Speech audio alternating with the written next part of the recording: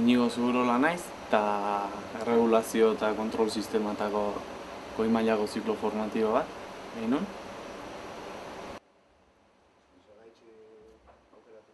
Bueno, gustoko gai ezalako eta ez dakit irtenbide desente ikusten izkolako. Praktikak gehien bat. Ikasi eta gogin praktikatzeko aukera ondile. Zehola.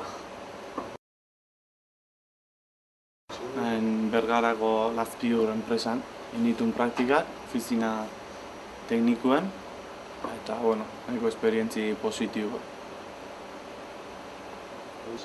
Oain nabil Fagor Arrasate enpresan, baita ofizina teknikun, diseinatzaile tekniko bezala, eta, nahiko lotura zuzena ikasi detanak inbeintzat.